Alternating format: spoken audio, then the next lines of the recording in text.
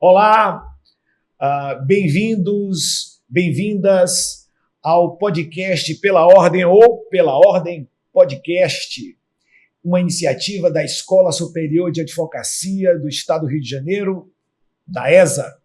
E aqui eu quero, em primeiro lugar, agradecer o apoio do nosso presidente da subseção do Rio de Janeiro, Luciano Bandeira, a nossa vice-presidente, Ana Basílio, e também ao nosso secretário-geral da ESA do Rio de Janeiro, João Quinelato. E é claro que esse podcast tem o objetivo de levar ao alcance de todos um pouco do direito público, ou então muito do direito público. Eu quero me apresentar. Meu nome é Manuel Peixinho, sou professor de Direito Administrativo da PUC-Rio e sou advogado. E vamos ter, em cada encontro, um especialista. Eu tenho a alegria e a felicidade de hoje apresentar a todos vocês um nome já conhecido, o professor Alexandre Aragão. O professor Alexandre Aragão é advogado militante na área de direito público, professor titular de Direito Administrativo, mestre e doutor em Direito, uma pessoa com uma capacidade técnica fora do normal, espetacular. E mais importante, um ser humano maravilhoso. Não se pode separar o profissional do ser humano. O professor Alexandre Aragão tem uma vasta experiência e hoje ele vai falar para os advogados e advogadas do Rio de Janeiro e do Brasil, é claro, um pouco do direito público. Seja bem-vindo, meu querido amigo, companheiro de direito público, advogado Alexandre Aragão. Errei, gente, mas é Alexandre Aragão. Aragão, vamos lá. Conte um pouco da sua história, por que você decidiu fazer direito, se você está arrependido, se você não está. Vamos lá. Bom, um prazer estar aqui com você, Peixinho. Agradecer a Ordem, a Escola Superior de Advocacia, parabenizar pela iniciativa aí, você que é uma pessoa que nos inspira a todos, não só academicamente, mas agora também nessa área da comunicação na advocacia, com toda a sua verve, todo o seu ânimo, sua simpatia, que com certeza, além das letras jurídicas, também vai marcar nesse seu feitio também de comunicólogo. Muito obrigado. Então, eu comecei a fazer direito, pensei em fazer direito, teve aquele teste vocacional na escola, né? Estudava no Colégio Santo Agostinho, no Leblon, e aí teve um teste vocacional lá, na época se fazia isso, que deu atividades ligadas à persuasão. Então tinha jornalismo, tinha direito, diplomacia. Na época ainda não existia relações internacionais, era diplomacia mesmo, né? Instituto Rio Branco. E aí eu sempre gostei muito de língua, na época eu já transitava razoavelmente bem no inglês e no francês, e aí eu pensei, vou fazer o Itamaraty, né? Diplomacia. Só que aí todo mundo disse, não, mas o Itamaraty é depois de você se formar, você tem que antes fazer outra coisa. Aí eu pensei, não, então vou fazer direito, que é o mais, talvez seja o que ajude mais, para o Itamaraty, e se não der certo, se eu me arrepender no meio do caminho, o direito, ele vai me dar outras chances também profissionais. E aí eu comecei a fazer direito, gostei, e me desencantei também um pouco com a diplomacia. Assim, vários depoimentos de amigos, de pais de amigos, disseram que poucos diplomatas são os que traçam realmente as estratégias. Você pensava em viajar assim, pelo mundo como diplomata, conhecer os países? Não era muito no intuito turístico, não. Era mais no sonho geopolítico. Geopolítico.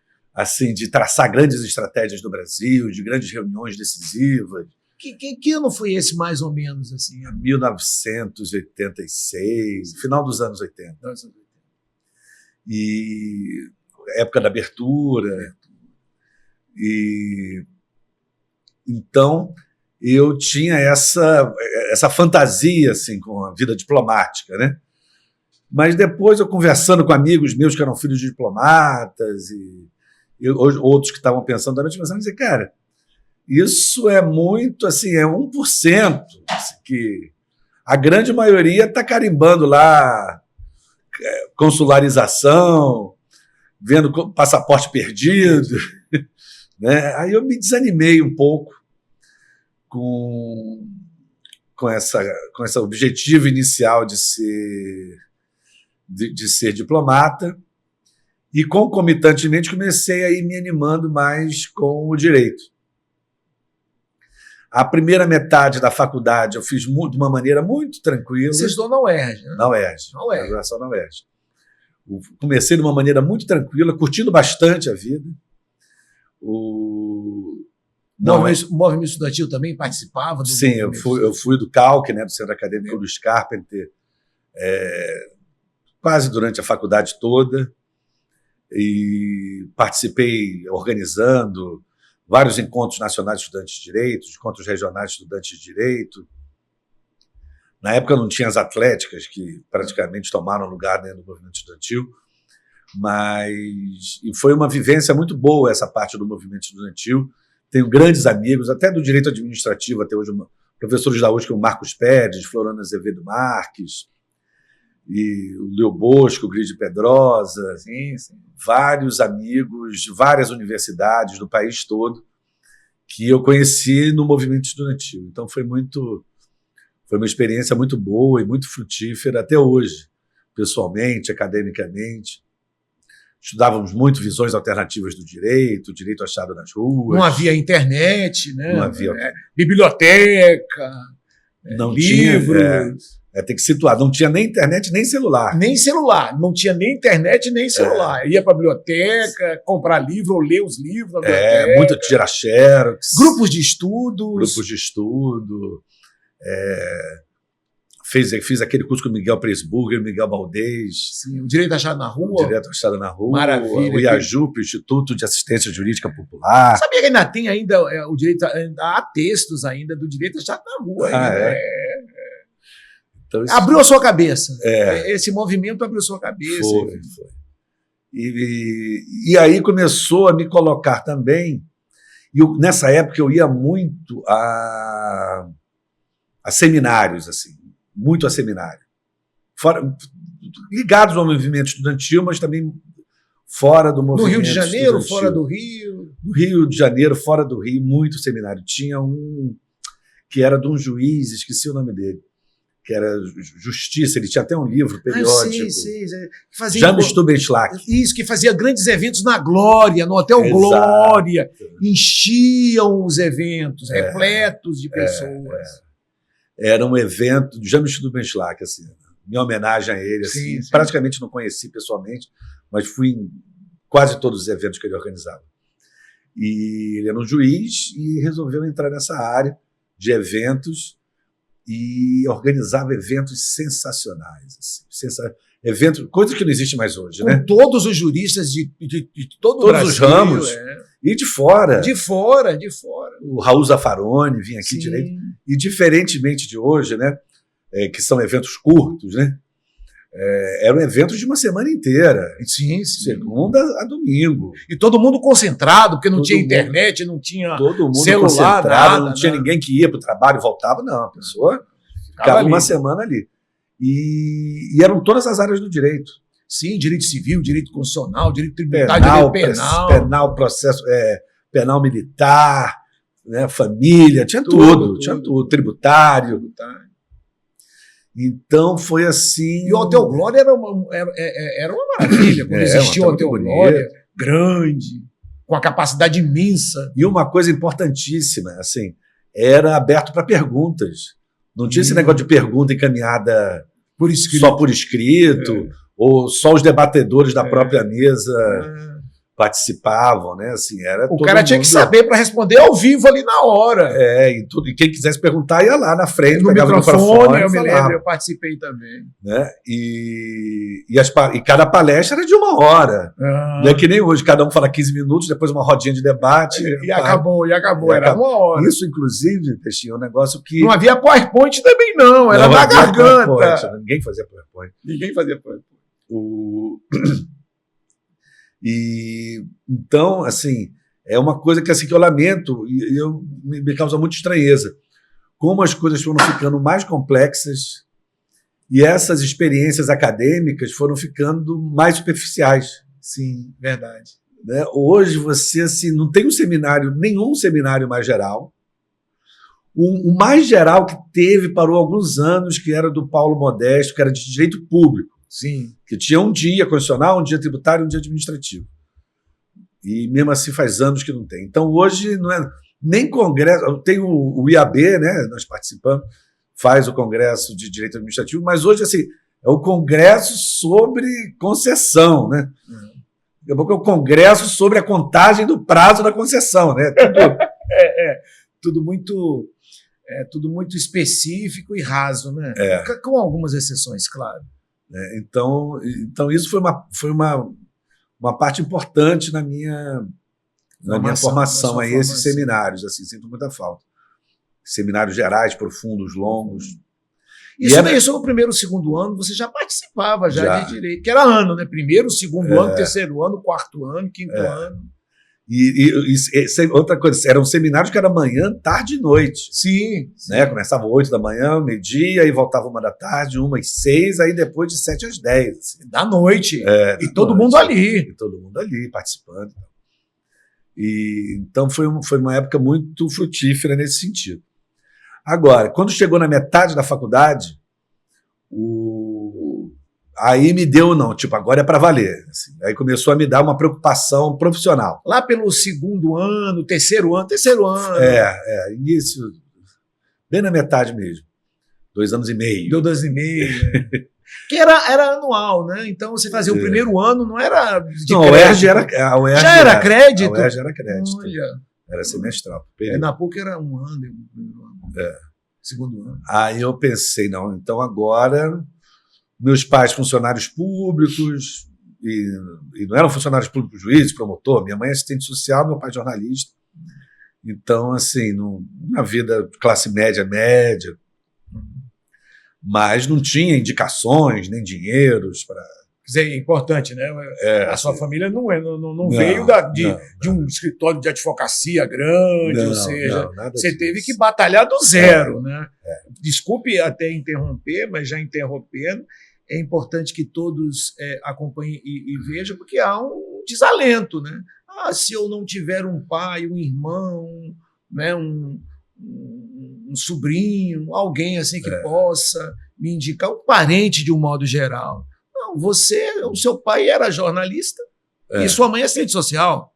Não tinha ninguém do direito. Meu pai, e os dois cearenses. Então não tinha nem vínculos aqui no Rio, amizades maiores, nada. E assim, uma vida boa, mas dura. Então eu pensei, não, agora eu tenho que já me planejar para ter a minha liberdade, para me sustentar, né? Aí, na metade da faculdade, eu falei, não, vou estudar para concurso. Resolvi estudar para concurso. E aí eu virei o maior CDF que eu podia imaginar para mim mesmo. Assim. Aí realmente eu diminuí as outras atividades e passei a estudar. Quantas horas você estudava por dia? A partir desse momento, eu estudava 10 horas por dia. 10 horas por dia. De manhã, de tarde e até quase a noite. Eu acordei. E era engraçado, porque eu botava assim, eu marcava a hora que eu tinha começado, e aí botava. Se eu parava 15 minutos para falar com a minha namorada, eu botava lá menos 15 minutos. Metódico assim? Era metódico. Então era 10 horas. Eu comecei 15 horas por dia. 15 horas. Aí eu vi que eu estava muito estressado. Aí eu baixei, aí eu encontrei o equilíbrio nas 10 horas por dia. 10 horas? 10 horas por dia. Nunca menos. Durante quanto tempo? Foi durante uns 4 anos. Tinha cursinho? Você fez cursinho? Nunca fez cursinho. Nunca fez cursinho? Nunca fiz Mas já cursinho. havia uns cursos, já. Tinha cursinho. Não, claro, não com essa intensidade. É engraçado, assim, que me perdoem os donos dos cursinhos, mas eu sempre achei uma perda de tempo gigantesca fazer cursinho. Assim, o tempo que você leva para ir, para voltar. Porque hoje você tem até online, mas na época não tinha, né? E assistir. Assim, mas você tinha uma disciplina de estudar aquela matéria aquele dia, aquelas outra matéria. Você fazia um plano de estudo. Plano de estudo. Eu estudava, eu não variava a matéria, não. Eu ia numa matéria até acabar. Até acabar. Até acabar. Pelo livro, pegava aquele livro e estudava. Trocava ideia com professores, quais eram os melhores livros. Então, eu nunca tinha um livro só. Eu tinha um livro principal e vários outros livros para ir estudando paralelamente, tirando dúvida, aprofundando o que eu achava importante. Estudou por Caio Mário, não? Estudei pelo Caio Mário. Silvio Rodrigues. Silvio pelo Caio Mário, mas principalmente pelo Carvalho Santos. Carvalho Santos. Código Civil interpretado em 40 volumes. Porque uma coisa que eu cheguei à conclusão, Peixe, quando a gente não entende um tema direito, ou o tema é muito importante para concurso ou para um caso, não adianta a gente ler 10 coisas básicas sobre o assunto. Tem que ler um profundo. Tem que ler um profundo. Tem que entender a coisa na substância. Então, eu sempre gostei muito de comentários por causa disso, porque o comentários, ele obriga o autor. Tipo, você está com dúvida naquele inciso. Né? Talvez esse inciso nos manuais ele vai ser uma coisa que vai ser quase falado en passant. Mas um comentário, como do Ponte de Miranda, como do Carvalho Santos, eles vão direto ao ponto mesmo. Eles esmiuçam o inciso. Eu estava falando hoje com uma moça sobre isso. Né? Aí acaba que é mais rápido você estudar profundamente do que você ficar lendo 10 superficiais. Você vai perder tempo e não vai aprender. Exatamente. Isso é uma dica também que você pode dar, né? É claro que hoje você tem, assim, por exemplo, em matéria de direito administrativo, você tem aí, por exemplo, do Marçal, enfim, comentários, mas diminuíram, não diminuíram esses grandes tratados hoje? Hoje você tem mais livros esquematizados. Escrito por um autor só não existe, né? Não existe. Você tem até saiu um tratado ou outro, um comentário ou outro, mas de um autor só é difícil. De um autor só. É melhor colocar, então. Nem da Constituição tem, né? Qual é o comentário importante de um autor? Denso. Não tem. Não tem. Do direito do Código Civil tem comentários coletivos, de direito administrativo tem um tratado coletivo, mas da forma, da profundidade que tinha. Aí você começou a estudar, então, assim, você estudava esses autores densos, né? Lia muito artigo. Muito artigo. Lia muita prova de concurso. Prova de concurso para saber os temas, o jeito. Então, assim, tipo, isso aqui, essa discussão aqui tem cara do concurso da Procuradoria. Aí você... Porque desde o início eu queria fazer a Procuradoria do Sempre Estado. você quis fazer concurso? Para poder advogar. E aqui, né, já que estamos na ordem. Você sempre gostou de advogado. Você tinha uma simpatia. Eu quero ser advogado. Você sempre teve isso na sua cabeça. Quando você terminou o curso, que você fez você fez a prova da ordem ou você fez aquele... Eu fui o primeiro ano de prova da ordem. Era uma prova oral. Assim, eu também fiz essa. Muito embrionária. Eu fiz a prova lá, escrita, e uma prova oral. Era muito embrionária. Tinha uma banca. Ia na faculdade a banca. Então, eu sempre quis poder continuar advogando. Assim, sempre. O seu método era: eu vou fazer um concurso e esse concurso tem que me permitir a advocacia. Eu quero advogar. Por uma razão de gostar e por uma razão pragmática também, de sempre ter porque o setor público varia, né? Assim, claro. Né? Tem épocas melhores, tem épocas piores. Então, eu sempre quis ter as duas possibilidades de atuação, conjuntamente. Aí vem uma terceira, né? Ser professor.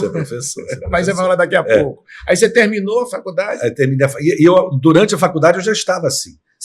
Durante a faculdade você já estudava de forma mais na segunda metade, sim. Aprofundada. Eu tirava as férias. Nas férias eu estudava uma matéria que eu não tinha estudado direito, na primeira metade da faculdade. Que você não fui bem, eu não estudei direito. Porque eu era um aluno razoável na primeira metade. Assim. razoável. Então, não era aquele que tirava 10 em tudo. Não, ao contrário, tirava 7, passava. Algumas provas finais. Então, por exemplo, Direito Civil 1, Direito Civil 2, tudo eu comecei a reestudar nas férias. Tudo. E aí metade das férias era para estudar parte do que eu não tinha estudado de uma maneira excelente no início, e a outra metade das férias era para estudar o que eu ia dar no período. Então, todo período eu chegava para o professor, e naquela época, por exemplo, foi uma sortes muito grandes também. A primeira turma de Constitucional e a primeira turma de Civil do Barroso e do Gustavo Tepedino, respectivamente, foram a minha turma. Olha que coisa. Você foi, então, um aluno do hoje ministro Barroso e do Gustavo Tepedino. Sim. E ambos, na época, não tinha isso de Direito Civil 1, era um que dava, Direito Civil 2. Ele dava tudo. Dava tudo. Nossa Senhora. Então, o Barroso pegava foi todo, teoria geral do Estado, Direito Constitucional 1, 2, 3, 4, Tepedino, Direito Civil 1 a 10. 1 a 10. 1 a 10. Dava tudo de Direito Civil. Tudo. Nossa Senhora. E isso, o Barroso tendo acabado de entrar para a UERJ, o Tepedino tendo acabado de voltar do mestrado dele na Itália. Na Itália, né? Ainda nem procurador da República era. Ele passou no concurso enquanto dava aula para a gente. Barroso já era procurador do Estado? Barroso já era procurador do Estado. Professor da UERJ. Então, assim, pegamos o momento deles, assim, iniciando com gás total. Gás total. Né, assim, no auge da produção acadêmica. O livro do Barroso, do Direito Constitucional e Sua Efetividade, foi escrito enquanto ele dava aula para a gente. Excelente livro. Então, o Direito Civil Constitucional do Tepedino, tudo ele começou a pensar. Vindo da Itália, ele então, e a professora Celina. Que então, nós todos, a turma toda participava também dessas reflexões e tal. E ele deve ter incorporado também muitas contribuições dos alunos também. E a nossa turma, modéstia nossa coletiva à parte, até hoje é uma turma que acho que tem 8 professores da UERJ. Assim. Da minha turma era eu, Carlos Edson, Rego Monteiro, que hoje é o diretor da faculdade, Daniel Sarmento. Vou esquecer com certeza a gente. O Julian Chidiac, que é da PUC, a Vânia Aieta, que é da UERJ, a Patrícia Glioche. Tem mais gente aí que uma turma grande, né? Uma turma muito boa. Muito boa. Então, a turma ser muito boa também dava o Ricardo Lodge. Então, a turma ser muito boa fazia parte desse caldo de cultura toda. E os professores também muito jovens ainda, né? Tive aula com Fux, com Paulo César. Então, também tinha uma relação social, uma relação de amizade muito, muito boa. Assim. Então eu era orientado, essa parte de estudo aí da segunda metade da faculdade, eu era muito orientado pelos professores. Assim. Claro. Eu não fazia cursinho, mas eu perguntava o que você vai dar semestre que vem. Quais são as dicas de bons autores? Então, estava sempre tocando muita ideia. Eles que orientavam meu estudo. E eu já queria fazer Procuradoria do Estado, principalmente, ou do município. Aí você fez o concurso. Muito por inspiração do Barroso, que o Barroso falava muito da Procuradoria. Assim que você terminou a faculdade, você fez o concurso? Fiz o concurso, mas eu não fiz porque eu estava... A turma toda. Foi o primeiro concurso que abriu, foi de promotor em Minas Gerais. Você fez? Fiz, não passei nem na primeira fase. Olha... Professor Alexandre Aragão, não passou nem na primeira fase. Isso é bom dizer, né? Porque os fracassos fazem parte da nossa vida, né? Tu acha, eu conheci um rapaz, Aragão, que ele fez para juízo do trabalho 17 vezes e perdeu. Na 18ª, ele disse assim, a minha última passou. Em São Paulo, muito difícil. E aí e você ficou assim chateado? Fiquei, mas não fiquei, porque era promotor, né? Assim, então, você não queria também? Eu estudava para procurador do Estado. Mas já pensou se você passasse? Ia ter sido que ruim. Tentação de você assumir, hein? Ia assumir. Ia assumir, claro. Ia morar lá no interior de Minas e ia estar lá até hoje, talvez. Sendo promotor, né? Então, aí você não passou? Não passei. E caía penal, processo penal, que não eram... Você não gostava de penal? Gostava. Na verdade, eu gosto de processo de trabalho, gosto de tudo. Mas não era do concurso que eu estava focando, né? Que era onde podia advogar. Os concursos de penal não podem advogar. Não pode. Você não pode advogar. Então, aí teve aquele desgaste e tal. Eu falei, quer saber? Eu não vou mais fazer concurso. Não vou fazer mais tentativas de concurso. Eu vou estudar e quando eu estiver preparado para passar em concurso, eu vou fazer. É porque muitas pessoas dizem assim, não, eu vou tentando, ganhando experiência. Tem isso? Você acha que... Eu acho que experiência é você pegar a prova que já foi feita e fazer em casa. E não é fazer concurso, perder tempo, gastar fazer dinheiro. em casa, depois procurar resposta, conversar com professores. Vale até hoje isso, esse conselho? Eu acho. Agora eu fiquei sabendo que tem mentoria para concurso. Tem. É um negócio assim, eu falei, gente, tem mentoria para concurso, tem aula de skate, né? Assim, um negócio assim, todo mundo sempre fez sozinho e tem tudo. Aí você estudou? Aí estudei. Aí já tinha acabado a faculdade, aí estudei mesmo. Você acabou a faculdade e se dedicou aos estudos. Basicamente, eu acordava, estudava, parava para almoçar. Aí via a novela Vale a Pena Ver de Novo. Se a moça relaxava ali, para ver outro universo, de outra época. Descansava um pouquinho e voltava a estudar. Para você ter uma ideia, até hoje meus amigos brincam comigo, que estavam nessa ocasião. Teve um aniversário meu que eu estava estudando. Aí meus amigos foram lá para casa, ficaram lá bebendo, batendo papo, e eu estudando. Você estudando. Aí na hora do parabéns eu fui, cantei o parabéns, voltou para estudar. Peguei um pedaço de bolo e levei. Tchau, obrigado. Uma coisa que você está falando assim agora é importante. Tem determinação, né? Ter foco em qualquer área. Eu quero ser um advogado criminalista, eu quero ser administrativista, eu quero ser trabalhista. Tem que ter foco e determinação e vontade. Não é isso? E olha, e o concurso para mim, olha, depois eu já fiz mestrado, doutorado, vários concursos acadêmicos, titularidade, etc. Mas a minha grande formação jurídica se deu estudando para concursos. Olha aí. Agora, uma dica: você estudava fazendo anotação? Fazia um resumo. Você lia ali e resumia o que você estava. Prescrição, você lia aquilo ali, aí você fazia um resumo, para depois você estudar o resumo?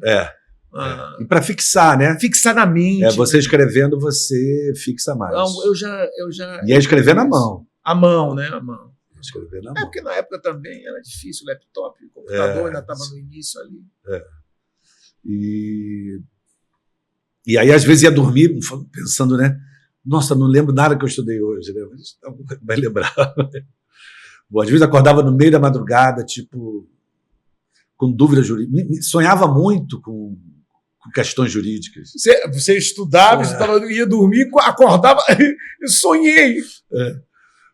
Às vezes perdi o sono, eu falei, já que eu estou aqui na cama rolando sem dormir, eu vou estudar. Mas gostando muito, assim.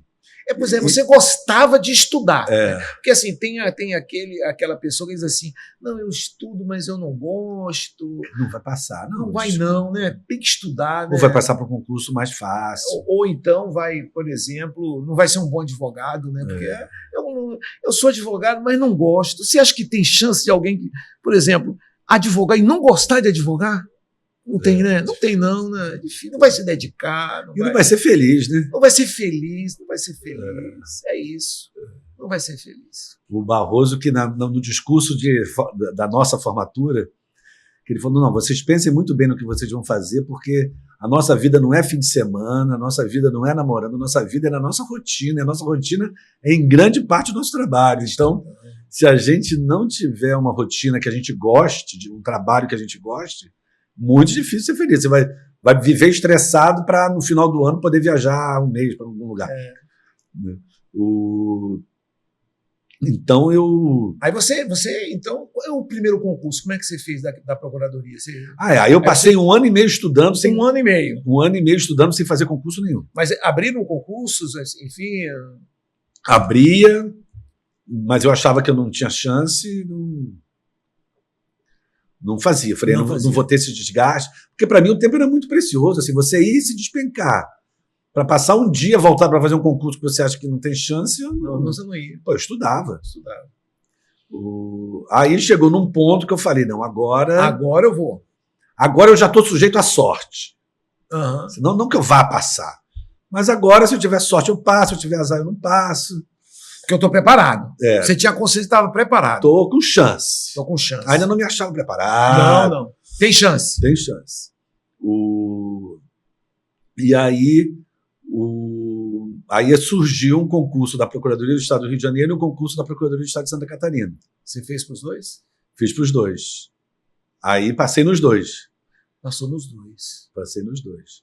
O do Rio teve o provão, passei no provão. Pouca gente passou no provão, 20 passaram no provão, eu acho, pelo que eu me lembro. E demorou muito. Na época a Procuradoria não tinha uma relação boa com o governador. Demorou, acho que 8 meses para ter a segunda fase. Nossa Senhora. E todo mundo agoniado. Não, para a segunda fase, não está demorando, quando que vai ter, quando não vai ter. E eu torcendo para não ter. Por quê? Para estudar mais, né? Para estudar mais, é claro. Era a segunda fase, né? E enquanto isso, você estava estudando. Eu queria, não quero que demore a segunda fase, porque eu ainda tenho que estudar isso, tenho que estudar aquilo. Né, Aí veio a segunda fase. Aí na segunda fase eu estava realmente afiado. Afiado. Na primeira você estava mais ou menos. Mas faltava matéria. Por exemplo, procedimentos especiais do CPC eu não tinha estudado. Entendi. Né, assim, tinha algumas coisas que eu ainda não... trabalho e processo de trabalho eu não tinha estudado. Então, tinham coisas que eu não tinha estudado. Porque eu nunca fui assim, tipo, então vou sair estudando aqui uma leitura rápida na diagonal. Não estudava. Terminava de estudar profundamente o que eu estava estudando. Aí, e também, assim, foi nova Constituição, nova lei de licitações, tinha tudo ali. Muita coisa nova saiu naquela época. E aí 6866/93. Aí eu passei no concurso em quarto lugar. Teve a prova oral, não teve? Teve a prova oral. Eu tirei. Porque a matéria que eu mais estudei foi processo civil, não foi nem administrativo. Porque falavam que na Procuradoria se exigia muito processo civil. E exigia mesmo? Exigia muito. E eu tirei 10 em todas as provas de processo civil. Assim. Que maravilha. Tirei 10 em na geral, na específica e na oral. Quantos passaram? 20? Passaram, por aí. 20. E aí eu passei concomitantemente para Santa Catarina. E agora? Rio de Janeiro ou Santa Catarina? Você escolheu o Rio de Janeiro. Aí mas chamaram primeiro em Santa Catarina. Você foi para lá? Fui para Santa Catarina. Fiquei alguns meses sendo procurador do Estado de Santa Catarina. Não sabia, não. Olha só. Gostou? Gostei da função de procurador. Fiz muitas amizades ali. Também fui quase adotado, né, pelas pessoas, porque aquele carioca perdido lá, novinho. E tinha muita dúvida se ia ter a nomeação aqui no Rio ou não. Mas foi nomeado no Rio. Por causa da relação. Você não teve dúvida, não vou ficar aqui em Santa Catarina, vou morar aqui? Não. Não. Eu acho que talvez eu tivesse ficado mais tempo e lá não podia advogar. Não podia? Lá não podia advogar. Então acho que não pode até hoje. Não sabia. Então eu estudava, aí eu comecei a estudar para a Procuradoria do Município do Rio. Lá. Porque eu não estudava ISS, não estudava IPTU, não estudava Estatuto da Cidade. Aí lá foi até bom porque eu cobri essa minha lacuna de estudo muito nerd, né, do direito municipal. Aí, do tempo que eu fiquei em Santa Catarina, eu fiquei estudando direito municipal. Para voltar para o Rio. Eu não sabia como que ia ficar a situação na Procuradoria do Estado. Aí foi chamado.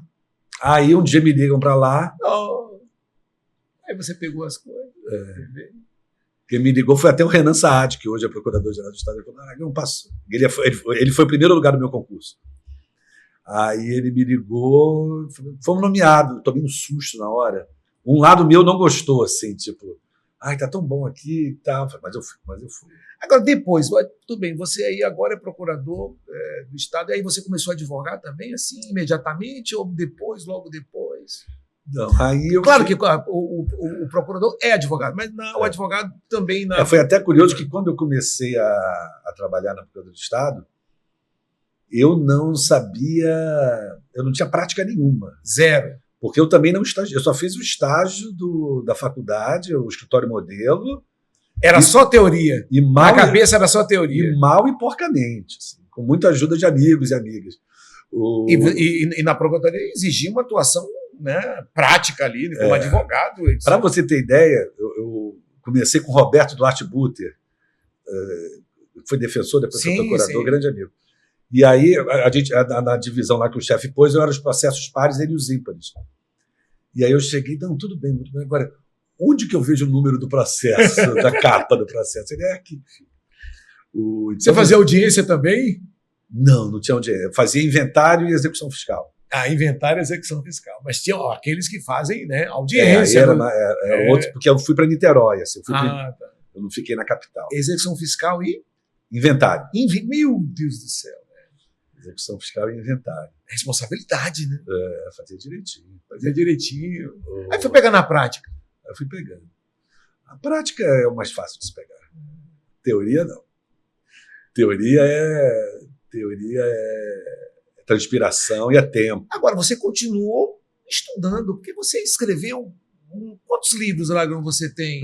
Não, mas aí na procuradoria, eu fui lotado lá, mas eles fizeram uma lotação paralela de consultoria. Você foi para a consultoria também. Aí podia escolher. E uma das razões também pela qual eu queria a Procuradoria do Estado é pelos meus ídolos que trabalhavam lá, né? Então, Barroso, Ricardo Lobo Torres, Diogo de Figueiredo Moreira Neto. E é engraçado porque é uma coisa que vai chamando geração para geração. É verdade. Né? Assim, e até hoje, sei lá, eu, André Cirino, Gustavo Binemboy, Anderson Schreiber, Carlos Edson, do Rego Monteiro. Então tem uma coisa que outras instituições, curiosamente, não têm. Tem um status acadêmico muito grande a Procuradoria. E aí, por causa disso, eu escolhi a Procuradoria Administrativa. Tá. Ficar consultivo na Procuradoria Administrativa, que era chefiada pelo Diogo e pelo Marcos Juruena. Olha, grande Marcos Juruena. Nosso amigo. Companheiro. E aí o primeiro parecer que eu escrevi ainda bati na máquina. Eu escrevi à mão e dava para datilógrafo bater. Você conseguia bater na máquina? Não, a datilógrafa lá de Niterói batia. Batia. Mas você datilografava bem? Não. Escrevia à mão. Escrevia à mão. Esse parecer foi um parecer sobre prestação de serviços da administração pública. Você se lembra do primeiro parecer que você deu? Lembro. Uma cabeça. Foi um dos melhores até hoje. Você tem ele ainda? Está lá na Procuradoria, né? Mas aí era sobre prestação de serviço da administração pública depois de vencer o prazo. Se tinha que indenizar e quanto que tinha que indenizar. E aí eu pensei assim, tipo, gente, mas todo mundo fala que tem que indenizar e aí paga o valor que estava no contrato já extinto. Eu pensei, mas isso não faz sentido, porque o fundamento não é mais o contrato. Tem que ter o fundamento é indenizatório, então tem que indenizar abstraindo do valor do contrato, tem que indenizar o custo. Né? Um custo com alguma margem de lucro tem que ser calculado. E aí eu tive essa ideia e aí comecei a pesquisar, fui lá na biblioteca e acabei achando uma doutrina de direito romano em um acordo no Supremo que falava isso, que não era para se basear, tinha que indenizar, mas não baseado no valor do contrato vencido, mas sim danos emergentes e tal. Eu lembro dele porque foi o primeiro e foi criativo, digamos assim. A solução natural, eu não me conformei com ela e fui pesquisar uma outra solução. E, coincidentemente, também eu transformei ele em artigo e foi o primeiro artigo meu publicado. Olha aí o link entre o exercício lá, né, da função pública como procurador do Estado, fazendo um artigo, um parecer, e aí foi que deu esse insight para você começar na área acadêmica? Já tinha tido, na época do movimento estudantil, já tinha tido insight, assim, porque falavam muito, assim, o pessoal do direito achado nas ruas falava muito, não, porque não adianta só a gente ter sonhos em relação à sociedade, a gente também tem que ser técnico, tem que ter formação jurídica sólida. E aí eu comecei a ir nesses seminários do James Stubenschlag e passei a admirar muito aqueles professores. Eu falei, um dia eu queria ser igual a esse pessoal aí, de escrever coisas que mudem Aí você decidiu fazer mestrado? Fazer a própria mestrado? Aí nessa época aí da Procuradoria, esse primeiro artigo. Você começou, despertou, aí fez o mestrado. E você começou como professor da UERJ depois do mestrado ou depois do doutorado? No finalzinho do mestrado. Finalzinho do mestrado, você fez concurso como professor da UERJ? Concurso. Aí passou. Para direito administrativo? Para direito administrativo. Que maravilha, que maravilha. E aí, no mestrado, eu estudei aquela bibliografia do mestrado toda. E aí, entre eu passar e começar as aulas do mestrado, eu levantei uma bibliografia que eu achei que eram lacunas minhas. Estudou? E aí, estudei muito aqui. Tipo, Kelsen, eu não tinha estudado Kelsen direito. É uma leitura. Uma leitura. É uma leitura. O problema da justiça de Kelsen, né? Eu estava relendo. É impressionante. É algo que hoje, não sei se você concorda comigo, algo que se perdeu. A leitura dos clássicos. Os clássicos, eles Foi isso que eu fiz. Abrem a mente. Então, o que você percebe na internet, meu amigo Aragão, é tanta besteira. Pessoas que nunca leram Kelsen falam mal de Kelsen. Não é verdade? Assim, os clássicos, Carlos Maximiliano, por exemplo, em hermenêutica jurídica, eu me lembro que eu recomendo, para mim, quem não leu esse livro não sabe muito direito, não. Quem? Que é o Metodologia da Ciência do Direito, do Karl Larens. Karl Larens? Claro, eu tenho. Olha, é o Carlos Maximiliano ao cubo. Sim, olha, mas assim, eu não sei, Aragão, é uma pergunta. Você acha que, por exemplo, o Karl Larens, assim, deste tamanho, eu tenho aquela edição vermelha. Né? Tradução portuguesa. Portuguesa, vermelha. Você acha que quando hoje, quem não está aqui escutando, vendo, enfim, assistindo, você acha que o tamanho do livro hoje inibe, assim, porque eu vou dizer algo aqui com todo respeito, né? Mas os vídeos que são mais vistos tem que ter, são vídeos com até 3 minutos. E isso tem a filosofia do Twitter, pelo menos até pouco tempo, né? Então os caracteres são limitados. Então, quando alguém, por exemplo, aqui, Caio Mário, né? As instituições, 1, 2, 3. Como é que alguém pode ignorar aquela obra, né? O Caio Mário começa no Egito, vai no Japão, na China, explicando como o direito civil ele se desenvolveu no decorrer dos anos, dos séculos, enfim. Você acha que o tamanho do livro hoje já é inibidor? Para mim também foi, vou confessar para vocês. Assim, quando no primeiro período indicaram vários livros lá de civil, pode ser esse. Eu fui lá no Barbosinha, o livreiro da UERJ na época. Deixa eu olhar aqui, eu escolhi exatamente o que tinha menos páginas. Então isso acontece. Acontece. Aí depois eu fui me interessando mais. Por exemplo, eu lia Caio Mário e Silvio Rodrigues. Então, antes da prova, eu lia Silvio Rodrigues. Silvio Rodrigues era muito mais fácil. Claro, um volume eu ficava letra ali, grandona. Exatamente. O Orlando Gomes, não, ele já, né, denso. Engraçado, quando eu comecei a faculdade de Direito, o que eu lia de dicionário latino. Você lia? Não, era importante. Muito. Né? O Caio Mário tem muita citação em latim. Muita coisa. E palavras em português difíceis também. E citação que ele não traduzia, tá? Não traduzia. Eu ia no dicionário de brocatos latinos, muito útil. Agora, dando um pulo, hoje, professor Aragão, quantos livros, Aragão, você tem escritos?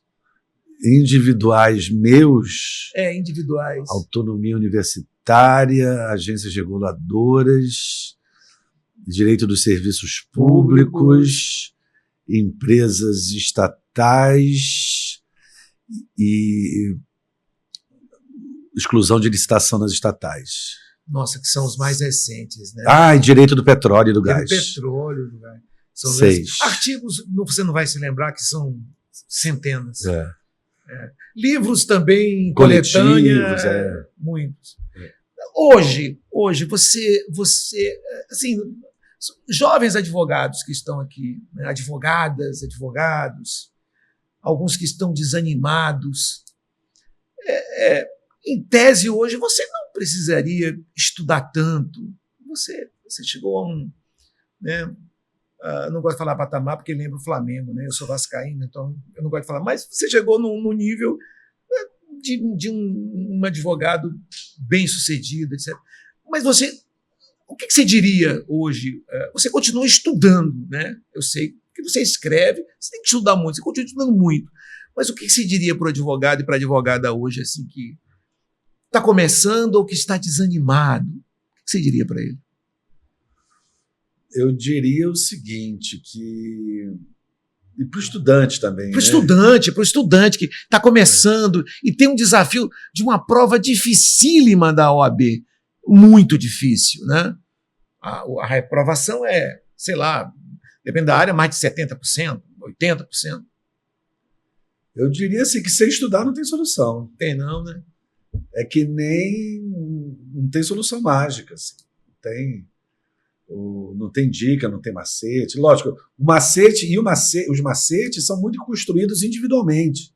Só você estudando para você construir o seu macete. Mas assim, ele pode estar dizendo assim, mas eu não tenho tempo, eu não conseguiria estudar 10 horas por dia, porque eu tenho que trabalhar. Isso foi um certo exagero meu. Assim, não, tá. Mas assim, e aquele que trabalha também tem que sacrificar. Eu sacrifiquei carnaval, baiano adora carnaval, Natal, Ano Novo. Meu filho tocava bateria na sala, eu escrevendo a dissertação. À noite eu acordava.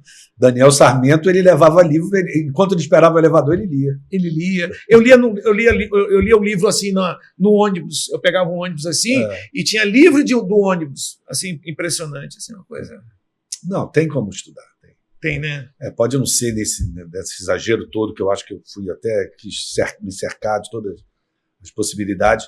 Mas, bom, e se você também não tem tempo nenhum para estudar, vai ser difícil você conseguir. Aí você traça até outros... Mas assim, não tem que ser aquilo normal. Se eu tenho 2 horas, eu tenho que aproveitar essas 2 horas. Se eu tenho 3, se eu tenho um sábado que eu não trabalho, eu vou estudar aquele sábado inteiro. Estuda no transporte, estuda no banheiro. No trem, não é?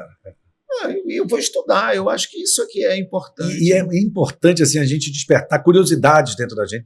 Se a gente estuda só por estudar, só por obrigação, não absorve muito. Uma coisa que você falou no início, né? Você usou a palavra felicidade.